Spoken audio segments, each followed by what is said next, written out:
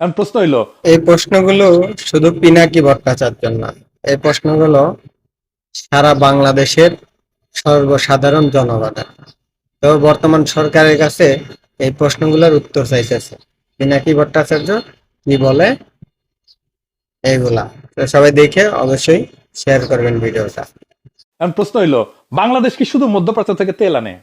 না। তাহলে মধ্যপ্রাচ্যের সমস্যা এলে কেন বাংলাদেশের সংকট হবে? তাহলে প্রথমে আমরা বুঝে নিই কই কই থেকে আমাদের তেল আসে। বাংলাদেশে ক্রুড অয়েল বা যেটাকে অপরিশোধিত তেল বলে, তো আমাদের রিফাইনারি আছে, সেখানে রিফাইনারিতে যায়, মানে পরিশোধন করে ব্যবহার করা লাগে। তার বড় অংশ আসে সৌদি আরব থেকে, ইউনাইটেড আরব আমিরাত থেকে, ইরাক থেকে, মোট 63%। কিন্তু রিফাইন্ড ফুয়েল যেমন ডিজেল, পেট্রোল, ফার্নেস অয়েল, সেগুলো বড় অংশ আছে সিঙ্গাপুর, মালয়েশিয়া, ভারত থেকে। 45% আসে সিঙ্গাপুর থেকে, আর 22% আসে মালয়েশিয়া থেকে। মূলত আসতেছে তো সিঙ্গাপুর আর মালয়েশিয়া থেকে আর ইন্ডিয়া থেকে।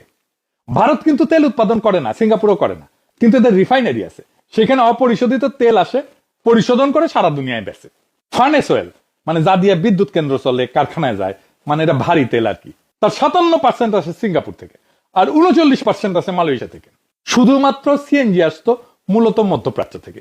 সিএনজিতে সমস্যা হচ্ছে না, সমস্যা হচ্ছে গাড়ির তেলে, পেট্রোল আর অকটেনে। আজব ব্যাপার, পেট্রোল আর অকটেন তো বাংলাদেশের যা চাহিদা তা বাংলাদেশে উৎপাদিত হয়, কোনোভাবে হিসাব মেলে না তো। পেট্রোল অকটেন তো আর আমদানি করতে হয় না। তাইলে দেখেন, বাংলাদেশ তো শুধু সৌদি আরব থেকে আনতেছে না, নানা জায়গা থেকে সোর্সিং করতেছে। আর যেখানে যেই তেলের জন্য লাইন, সেই তেল তো মধ্যপ্রাচ্যের উপরে নির্ভরশীলই না। এবার বুঝেছেন তো আমি কেন তারেক রহমানের চাকর বাকরদের মূর্খ সোদা বলি?